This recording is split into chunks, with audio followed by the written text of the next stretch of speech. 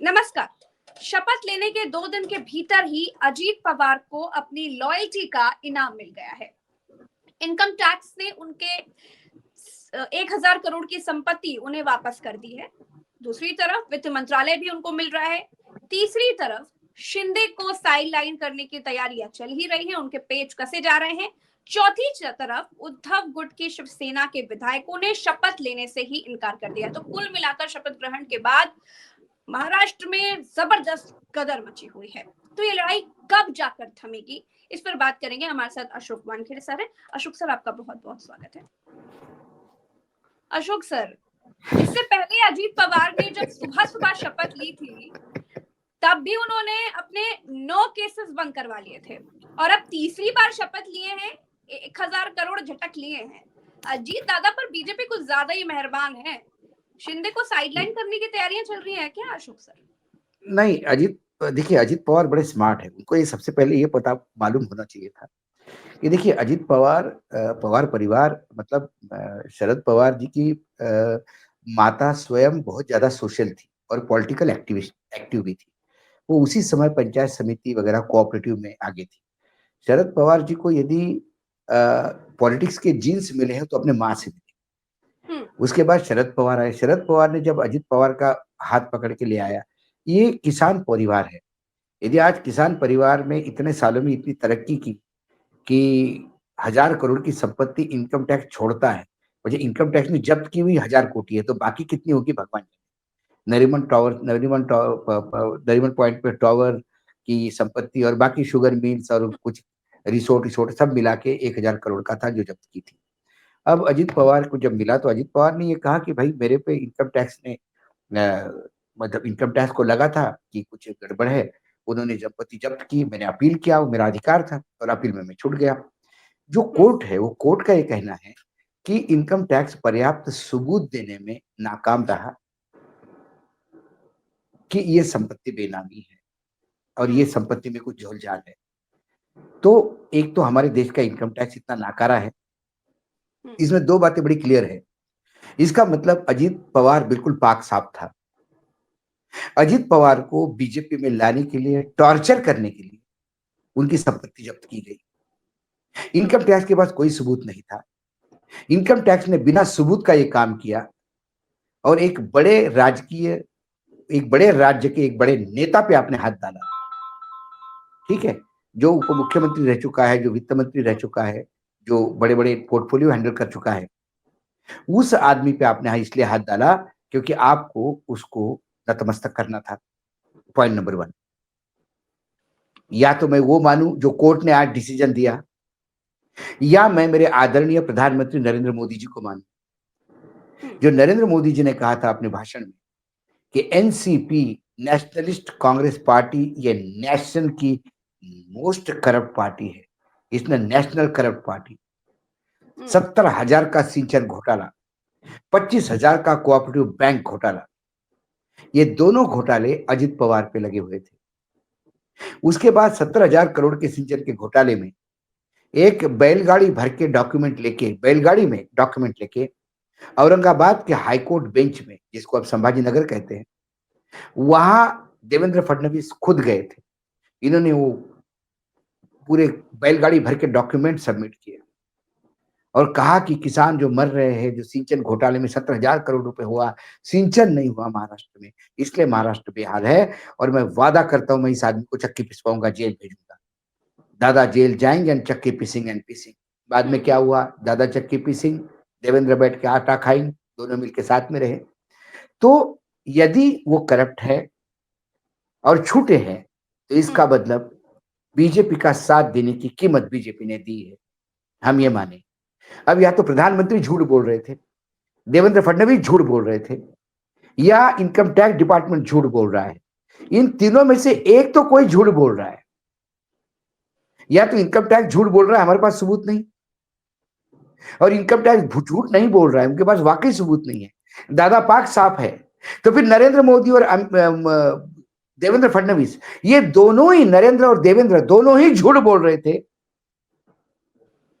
ये इस देश की राजनीति की वस्तुस्थिति है। और यदि देवेंद्र फडणवीस झूठ नहीं बोल रहे, यदि मोदी झूठ नहीं बोल रहे, तो फिर बीजेपी का साथ देने की कीमत के तौर पे दादा को ये चीजें दी। सर देखिए लोग तो ये दादा बोल रहे हैं को ना, दो दिन भीतर ही शपथ लेने के बाद इनाम मिला है। नहीं, वो देखिए प्रज्ञा जी, वो निर्लज्जता का अमृतकाल चल रहा है, उसमें बेशरम हमको कई बार बड़ा अजीब लगता है, उनको नहीं लगता है। वो तो शपथ लेने का इंतजार था, शपथ बनी, सरकार बनी और दूसरे दिन हो गया। वो तो उनको 72 घंटे की सरकार में भी उन्होंने कुछ खेल करने का प्रयास किया। 80 घंटे की जो सरकार बनी जिसमें अजित पवार गए थे, उसके बाद अजित पवार जी ने, मतलब ताज्जुब लगता है कि अजित पवार जब सत्ता में थे तब उनके खिलाफ उन्होंने केसेस वापस नहीं किए, लेकिन बीजेपी के साथ जाते से ही सारा मामला हो जाता। तो BJP income tax, ED, CBI का कैसा गलत उपयोग करते है, इसका मूर्तिमंत उदाहरण है। इससे बढ़िया उदाहरण हो नहीं सकता। दादा कहती है कि भाई मैं यदि गलत होता तो मुझे मुख्यमंत्री, उप मुख्यमंत्री बनाते क्या। सवाल यह है कि दादा आप सही होते तो क्या आप पार्टी छोड़ के जाते? आप राजनीति, आपने पार्टी इसलिए छोड़ी, आपका चाचा का साथ इसलिए छोड़ा आपने, इसलिए नहीं कि बीजेपी से, जो बीजेपी आपको करप्ट मानती थी, जो बीजेपी के नेता आपको जेल में चक्के पिसवा रहे थे, उनका साथ आप, उनको, उनमें आपको भविष्य दिखता है देश का। बड़ा अजीब नेचर लॉजिस्टिक है, मतलब ये है, मतलब क्या इसमें क्या लॉजिस्टिक ही दिखता नहीं कुछ, मुझे लॉजिक दिखता नहीं कुछ। जो पार्टी आपको जेल में डालने में आमादा है, जो आपको जाहिर रीत्या राष्ट्रीय स्तर पे करप्ट घोषित करते हैं, आपको उनमें भविष्य दिखता है। और जो चाचा आपको जीवन भर साथ में रखे, बेटे जैसा पाला, उसमें आपको अंधकार दिखता है। आप गए ही पार्टी तोड़ के, क्योंकि आपको ईडी, इनकम टैक्स, सीबीआई से मुक्ति चाहिए थी, सो आपको मिल गई। नैतिकता से एक चीज याद आई, अभी ईवीएम धांधली का आरोप लगाते हुए शिवसेना, उद्धव गुट की शिवसेना के विधायकों ने शपथ लेने से इनकार कर दिया। आदित्य ठाकरे का कहना है कि ये ईवीएम वाली सरकार है, ये धांधली वाली सरकार है, बेईमानी वाली सरकार है, हम इसमें शपथ नहीं लेंगे। आपको क्या लगता है सर, इसके क्या मायने? नहीं देखिए, ये मशीनी जीत है तो सभी कह रहे हैं, और मैं कहता हूं कि चलो इतना विश्वास है देवेंद्र फडणवीस जी को, एकनाथ शिंदे जी को, अजित पवार जी को, इतना विश्वास है कि नहीं जन समर्थन है हमारे साथ, और ये जनता की जीत है, तो चलो ठीक है, जनता की जीत है, मान लिया।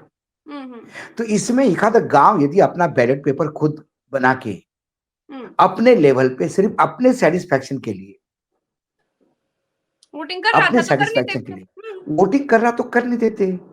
उसके वोटिंग के नतीजों से सरकार तो नहीं गिरती, तो उसमें कौन से उनके लॉ एंड वोटिंग ऑर्डर खराब हो जाते, कैसे खराब होते? मैंने 200 लोगों के ऊपर एफआईआर दर्ज किया आपने। यदि लोग अपने आप को देखना चाहते हैं कि बस ये सही हमने वोटिंग किया कि नहीं, हम एक बार देख लेते, उसको ना कोई कानूनी मान्यता थी, उससे ना कुछ विधायक का जीत, अच्छा वो विधायक जीता हुआ है, जिस विधायक को समर्थित गांव है वो विधायक जीता हुआ है, लेकिन उनका कहना है कि हम इस विधायक का गांव है, हम पूरा गांव विधायक का समर्थक है, और पिछले 3-4 चुनाव से हम 80% से 90% लोग इस पॉलिटिकल पार्टी के साथ रहते हैं। इस चुनाव में ऐसा क्या हो गया कि रिवर्स हो गया, बीजेपी को ज्यादा वोट पड़े? हम मानते नहीं, हम हमारे सेटिस्फैक्शन के लिए, हम हमारे आत्मग्लानि, जो हमें आत्मक्लेश हो रहा है उससे मुक्ति पाने के लिए, हमारे विधायक जी को ये बताने के लिए कि हम आपके साथ है, हम एक मॉक पोलिंग करते, वो हमारे खर्चे से करते, उसमें कोई लेना देना नहीं। उसमें आपने एफआईआर करवा दी, लॉ एंड ऑर्डर, राष्ट्रद्रोह, देशद्रोह, राज्य घटने का खिलाफ, क्या क्या बोल दिया, बाप रे बाप। तो ये बताती है कि आपको आपकी मशीनी जीत की पोल खुलने का इतना डर है कि एक छोटे से गांव जहां मात्र 2000 का मतदान है, उस गांव से आप डर गए। बिल्कुल सही बात है। अब आज वो गांव पूरे देश में रोल मॉडल बन गया। राइट। उस गांव ने पूरे देश को एक नई जगह दिखाई। अच्छा अशोक सर, चलिए, गांव के लोगों ने, नागरिकों ने तो कोशिश करी, उनको तो लगा कि भैया ईवीएम का मुद्दा बहुत बड़ा मुद्दा है, ईवीएम में कुछ तो गड़बड़ है, ये बात लोगों ने मानी। उसके बाद उन्होंने ये सोचा कि हम अपनी तरफ से कोशिश कर लेते हैं देखने की कि क्या वाकई ऐसा हो रहा है, हम खुद ही बैलेट पेपर से चुनाव कर लेते हैं। ये तो रही नागरिकों की बात। क्या विपक्ष के पास इतनी कुवत है कि वो बीजेपी सरकार को, जो सरकार सत्ता में है, उसको बैलेट पेपर से चुनाव कराने के लिए मजबूर कर सके? सीधा सा सवाल मेरा अशोक सर ये है। क्या फिर से एक बार किस पे? मैं ये जानना चाहती हूँ अशोक सर कि क्या विपक्ष हाँ, में ये हिम्मत है अशोक सर की वो सरकार को बैकफुट पर ले आए, वो सरकार को मजबूर कर सके कि आप बैलेट पेपर पर चुनाव देखिए, करवाइए सीधा? यदि विपक्ष कितना भी छोटा हो, हम्म यदि सत्ता पक्ष सेंसेबल है, सत्ता पक्ष संविधान में विश्वास रखता है, सत्ता पक्ष परंपरा में विश्वास रखता है, हम्म सत्ता पक्ष लोकतंत्र में विश्वास रखता है, हम्म तो विपक्ष मांग करे तो सत्ता पक्ष उसको मांग लेता है। हम्म भाई साँच को आँच नहीं, डर किस बात का? जो सामने है सामने आ जाएगा। जब हमने गलती नहीं किया तो सामने आ जाए। लेकिन ये सत्ता पक्ष जो इतना अमानवीय है, उसे 700 किसान मरने पे कोई शिकन नहीं आती। कहते मेरे लिए मर गए क्या? जिसे मणिपुर जल रहा है उसके ऊपर चर्चा नहीं होने देते। और जब विपक्ष नो कॉन्फिडेंस मोशन लाता है, अविश्वास का प्रस्ताव लाता है, ताकि प्रस्ताव के चलते कम से कम तो चर्चा हो सदन में। अविश्वास प्रस्ताव लाया जाता है मणिपुर को लेकर, उसके बाद भी मणिपुर पे चर्चा नहीं होती। जब नैतिकता लेकिन अशोक सर जो विपक्ष कर सकता है, जैसे कहीं कहीं से फुसकी बॉम्ब जरूर आते हैं। कभी कांग्रेस कहती है कि हम भारत जोड़ो यात्रा की तरह ईवीएम मशीन के विरोध में यात्रा निकालेंगे। अखिलेश यादव कहते हैं हम 80-80 की जीत सवाल जाएंगे, तब भी हम इस देखिए, पर भरोसा नहीं करेंगे। शिवसेना भी कहती है हम ये ईवीएम पर भरोसा नहीं, शपथ नहीं लेंगे। प्रज्ञा तो जी, सर क्यों ना ये सब मिलकर के एक बड़ा आंदोलन, अगर इनको विश्वास नहीं है तो आंदोलन करिए। जनता जनता ईवी अगर समझे कि आप सही कर रहे हैं तो साथ देगी। मैं आपको कह रहा हूँ, प्रेस कॉन्फ्रेंस से निषेध करके, हम्म 4 लोगों से टीवी कैमरे के सामने, सोशल मीडिया में, एक्स पे जाकर या फेसबुक पे जाकर या इंस्टाग्राम पे जाकर क्रोध व्यक्त करने का समय नहीं है। हम्म ये समय आपको जन जागरण का है। और हम्म जन जागरण की ये हालत है वर्तमान में विपक्ष की, कि जिस दिन शपथ विधि था, उस दिन एक किसान नेता प्रकाश पोहरे ने विदर्भ में एक कॉल दिया कि ईवीएम की जीत और ईवीएम के मशीन का दुरुपयोग के चलते हम 5 तारीख को सभी लोग अपने बाहों में काली पट्टी बांधकर, महात्मा गांधी हो या आंबेडकर साहब हो, उनके स्टैचू पे जाके एक होके निषेध व्यक्त करेंगे। आपको ताज्जुब लगेगा, छोटे-छोटे गांव में 600 700 और एक उन्होंने एक ये रखा था, कागज रखा था जिसमें सिग्नेचर करके ईवीएम के खिलाफ एक पिटीशन तैयार करें। अच्छा। छोटे-छोटे गांव में 600 700 800 लोग आ गए। लेकिन बड़े शहरों में 50 लोग इकट्ठा नहीं। अकोला में 50 लोग इकट्ठा नहीं हुए। क्या अकोला में कांग्रेस पार्टी नहीं? क्या अकोला में शरद पवार की पार्टी नहीं? क्या अकोला में उद्धव ठाकरे की पार्टी नहीं? क्या वो लोग बेसिकली, विपक्ष जो है वो इस बात का इंतजार कर रहा है कि एक ना एक दिन तो बीजेपी जाएगी तो हम सत्ता में आएंगे। तो फिर क्यों ईवीएम का नाम ले लेकर के बार-बार मैंने यही कहा, क्यों डरते हो आप? मतलब विपक्ष को आप, फोड़ा जा रहा है सर। मैं हमेशा कहता हूँ, कभी उधर से। मैं बार-बार कहता हूँ, जब 2.5 साल के लिए उद्धव ठाकरे की सरकार थी, तब 2.5 साल में एकनाथ मतलब एकनाथ शिंदे तो तब सरकार में ही थे, अजित पवार भी तब सरकार में थे। देवेंद्र फडणवीस ने पूरे बीजेपी को एक कर महाराष्ट्र में 2.5 साल तक इस सरकार को जीने नहीं दिया। रोज सरकार को ये बताना पड़ता था कि हम सरकार में हैं, हम जा नहीं रहे। ये होता है विपक्ष का काम। हिमाचल में देखिए, जब से कांग्रेस की सरकार बनी है, तब से लगातार बीजेपी का प्रदर्शन चल रहा है। एक ऐसा छोटा पॉइंट नहीं जिसमें बीजेपी घेरती। ठीक है, आप आइए छत्तीसगढ़ में, आप आइए हरियाणा में, आप आइए मध्य प्रदेश में, आप आइए राजस्थान में, आप आइए उत्तराखंड में, आपको कहीं कांग्रेस प्रदर्शन करते हुए दिखी? एक जगह पे भी दिखी कहीं कोई बड़ा आंदोलन करते हुए? आज जो भ्रष्टाचार की चरम सीमा पे भ्रष्टाचार पहुंचा है छत्तीसगढ़ में, आप सोच भी नहीं सकती। रमन सिंह और बघेल के भ्रष्टाचार एक तरफ और इस सरकार का भ्रष्टाचार एक तरफ। लेकिन वहां विपक्ष बोलने के लिए तैयार नहीं। ईवीएम के विरोध में यात्रा निकालेंगे, इसे एक मुहिम की तरह लेंगे। कब करेंगे, क्या करेंगे? आपकी यात्राओं से क्या होता है? आपने भारत जोड़ो यात्रा निकाली थी, क्या हुआ? यदि भारत जोड़ो यात्रा का इंपैक्ट था तो फिर इस जगह क्यों नहीं महाराष्ट्र में इंपैक्ट पड़ा उसका? हरियाणा में भारत जोड़ो यात्रा गई तो क्यों नहीं इंपैक्ट पड़ा उसका? अच्छा अशोक सर, एक बात बताइएगा, चलिए तो ईवीएम की बात है, जहां एक तरफ राहुल गांधी भारत जोड़ो यात्रा निकालते हैं, उसी समय राहुल गांधी के पार्टी के बाकी नेता कांग्रेस तोड़ो अभियान पे लगे रहते हैं, तो उसमें क्या होगा? गुजरात में आज मैं एक आपको बता दूं क्या होता है प्रज्ञा जी। गुजरात में अभी आंबेडकर जी के स्मृति दिन में कई जगह कल की बात है, कई जगह सभाएं हुई। गुजरात में एक सेवा दल का नेता, बड़ा नेता, ये बोल गया आंबेडकर जी के उस कार्यक्रम में कि ब्राह्मण, पटेल, जैन ये सब भाजपा के लोग हैं, इनसे कोई लेना देना नहीं हमारा। जब ऐसे वक्तव्य करोगे आप, तो जो सेक्युलर ब्राह्मण है, जो सेक्युलर पटेल है, जो सेक्युलर जैन है, वो क्यों साथ देगा आपका? क्यों साथ देगा? तो कुल मिला के विपक्ष पूरा बिखरा हुआ है, और दूसरी तरफ ताकतवर भाजपा है जो संगठित है। तो ईवीएम बोलने से नहीं होगा, जन जागरण करने की जरूरत है। राइट। वो जन जागरण कौन करेगा, कब करेगा, कैसे करेंगे? उस गांव पे 200 लोगों की एफआईआर हुई, क्या हुआ? बाकी लोग अपने घर में मस्त है, 5 स्टार होटल में एसी में बैठे हैं। उस गांव के लोग 200 लोग अब कोर्ट के चक्कर काटेंगे, खेती का काम छोड़ के। बिल्कुल ठीक बात है। अगर आपको लगता है कि आप वाकई ईवीएम पर भरोसा नहीं करते और अब ईवीएम से चुनाव नहीं होना चाहिए, तो फिर आपको सामने आकर के एक बड़ा आंदोलन छेड़ना चाहिए। अगर आपको ऐसा लग रहा है तो, अगर आप में कुव्वत है सरकार को झुकाने की, अगर आप में कुव्वत है कि आप बैलेट पेपर से चुनाव करवा सकें, तो आगे आकर करना चाहिए, एकजुट होकर करना चाहिए। शिंदे का और बीजेपी का वोट बैंक कुछ एक जैसा है, अजित पवार के पास तो मुस्लिम वोट बैंक है।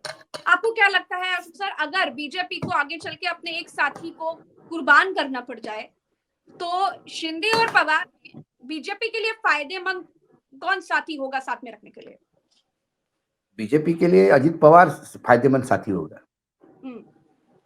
लेकिन कसीदे तो पढ़ रहे थे शिंदे जी, जब शपथ ले रहे थे मोदी जी, शाह जी, जबान से कुछ और निकल ही नहीं रहा था। ऐसा लग रहा था सबसे ज्यादा लॉयल्टी साबित करने की कोशिश सिर्फ और सिर्फ एकनाथ शिंदे कर रहे हैं। ये लग ही नहीं रहा था कि वो शपथ लेने के लिए गए हैं।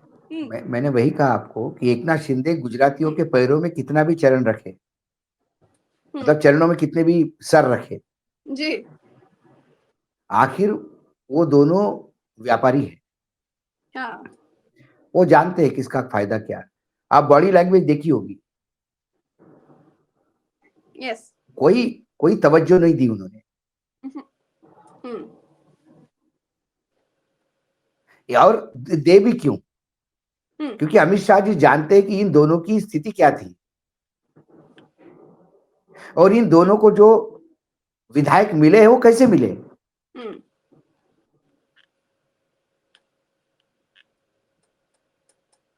आप मुझे एक गाड़ी गिफ्ट करिए और फिर मैं आप ही को कहूं कि आइए मैंने नई गाड़ी ली, आपको मैं सैर कराता हूं, तो आप कहो कि चलो बैठो जाओ गाड़ी में, आप अपनी गाड़ी में सैर करिए, छड़ी छोड़ी। ऐसा ही हुआ। तो अगर शिंदे में बीजेपी को घुटन महसूस होती है, जैसे कि हमने बॉडी लैंग्वेज में शपथ ग्रहण वाले दिन साफ तौर पर देखा था, तो अब बीजेपी शिंदे के लिए आप विकल्प क्या है अशोक सर? कोई विकल्प नहीं। शेर की सवारी है, जहां शेर ले जाएगा वहां चलेंगे, उतर जाएगा तो शेर खा लेगा। कोई विकल्प नहीं है। जो मंत्रालय मिलेंगे वो लेना पड़ेगा, कोई गृह मंत्रालय नहीं मिल रहा है। मुख्यमंत्री शिंदे की दुर्गति देखकर नीतीश कुमार को क्या शिक्षा मिलती है अशोक सर? नीतीश कुमार सीखने को कहाँ तैयार है। नीतीश कुमार ने पहले ही अपना भविष्य तय कर लिया है। देखिए, इसमें कोई बुरी बात नहीं मानता मैं। भाजपा वो एक पार्टी है कि जो एक नॉर्थ इंडिया से शुरू होके धीरे-धीरे पूरे भारत में व्याप्त होना चाहती हम्म, है और उनको जल्दीबाजी है, जल्दी करना है काम। हम्म, उसके लिए उनको रेडीमेड घर चाहिए, हम्म, तो रेडीमेड वोट बैंक हासिल करते हैं।